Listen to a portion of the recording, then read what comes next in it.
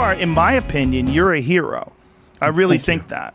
And I really think that what you exposed is hugely important for the American citizens to understand that absolute power corrupts absolutely. And these people had the ability to look into everything, and they just still do. They have the ability to look into everything you're doing. And the fact that through these years, it literally stopped 0 terrorist attacks. 0. So this sweeping, overwhelming intrusion of your privacy had no impact whatsoever on your safety. Well, it wasn't about safety. It was about power, right? They told us it was about safety. That was, again, it's the Save the Puppies Act. Yes. If you see government saying all these things are for safety, they're protecting you, and they never establish the efficacy of it, the chances are it probably isn't effective. Because, the government leaks all the time.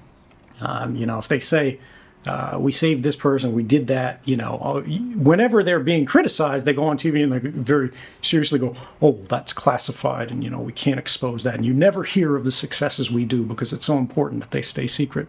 Look, I worked for the CIA, I worked for the NSA. That's bullshit.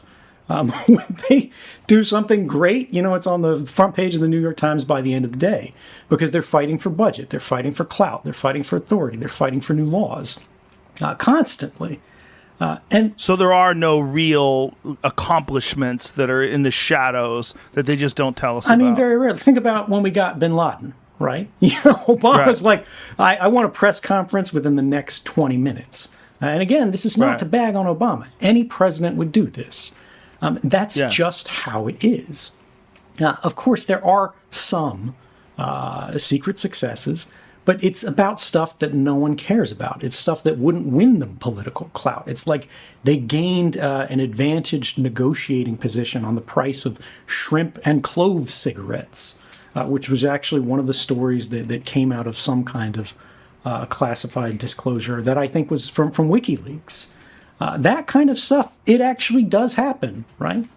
But we're never having a conversation of, do you want to give up all of your privacy rights so that we can get better prices on shrimp and clove cigarettes? Like, that would be a very different political conversation than, do you want to give up all of your privacy rights because if you don't, your children will die? You used to work at Area 51. And Area 51... you went like, huh? Well, we want to be accurate. Okay. Area S4. S4. Okay. It's about 15 miles south of Area 51. Okay. But, you worked in how would you describe it? I guess within the Area 51 compound. You can call that a subset of Area 51. And you got that job. Before that, you were working... Before that, I had worked at Los Alamos Right. National Labs in New Mexico. And you were involved in what kind of work? Nuclear weapon development, physics. I mean, they do everything there. So how do they approach you to say, hey, Bob, why don't you come on out to the Nevada desert? Well, the way this went down was, at that time, it was 1982, I had put... a jet engine in my Honda. And Los Alamos put it on the front page of the paper. It said, Los Alamos man, physicist at the lab, built this 200 mile an hour, Honda jet car that I drove to work every day. So I was known in Los Alamos, the guy with the weird car, and you could hear it from, a mile away. Anyway, the day that came out on the front page of the paper was the day Edward Teller, the father of the hydrogen bomb, was giving a lecture down there at the lab. And we didn't have much going on that day in our group, and I asked if I could go down there. And I went down there early, and Ed Teller was outside, leaning on a brick wall there and reading the front page of the paper.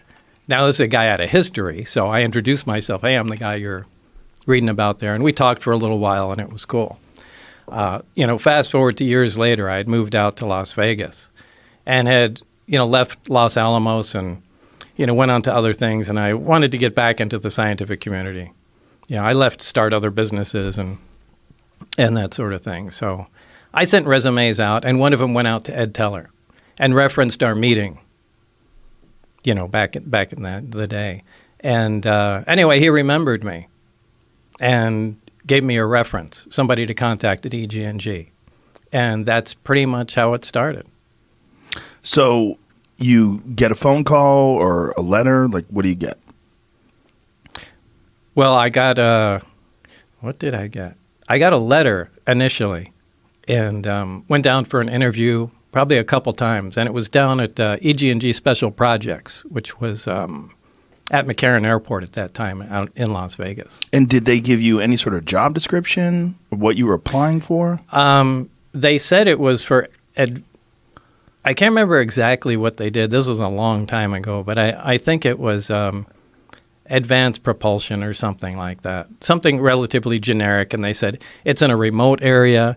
It's going to be some days on, some days off. And, it was kind of it was kind of not exactly a full-time job, but you might have to be out there for 2 weeks at a time and take 2 weeks off. So it was kind of the work schedule would be kind of broken up.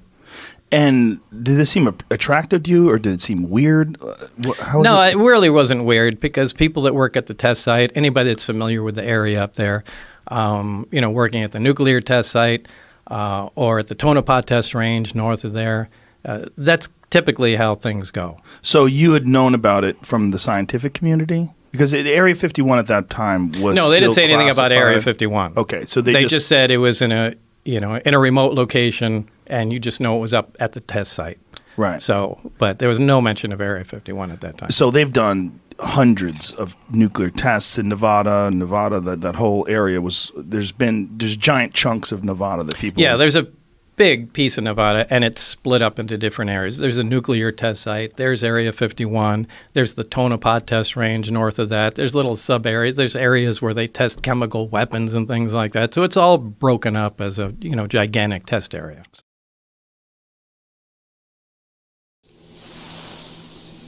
So is that a joint? Or is it a cigar? No, Okay. it's marijuana It's weed. inside of tobacco. Oh, okay. So it's like pot tobacco Yeah, posh. you never had that? Yeah, I think I tried one once. Come on, man. You want some of it? You probably can't because stockholders, right? I mean, it's legal, right? It's totally legal. Okay. How does that work? Do people get upset at you if you do certain things? There's tobacco and marijuana in there. That's all it is. The combination of tobacco and marijuana is wonderful. First turned onto it by Charlie Murphy, and then reignited by Dave Chappelle. There you go. Plus whiskey. Haha, exactly. Perfect. Balances it out. I mean, I'm a firm believer in alcohol's a drug. It's been grandfathered in. that. Well, it's not just a drug. It's a drug that gets a bad rap. Because if you just have a little, it's great. Fine. Yeah, a little sip here and there, and your inhibitions are relaxed, and it shows your true self, and hopefully you're more joyous and friendly and happy, and everything's good. I know a lot of people like weed, and that's fine. But I don't find that it is very good for productivity. For you? Not for me. Yeah, I would imagine that for someone like you, it's not. Someone like you, it'd be more like a cup of coffee, right? You want yerba mate. Yeah, it's more like the opposite of a cup of coffee. What do it's you like like? a cup of coffee in reverse. Oh, weed is. Yeah. No, I'm saying you would like more like what would be beneficial to you would be like coffee. I like to get things done. I like to be useful. That is one of the hardest things to do, is to be useful. When you say you like to get things done, like Yes. in terms of like what Like to get things gives done. you satisfaction, when you complete a project, when something that you invent comes to fruition and you see people enjoying it, that feeling. Yes, doing something useful for other people that I like doing. That's interesting for other people. Yes.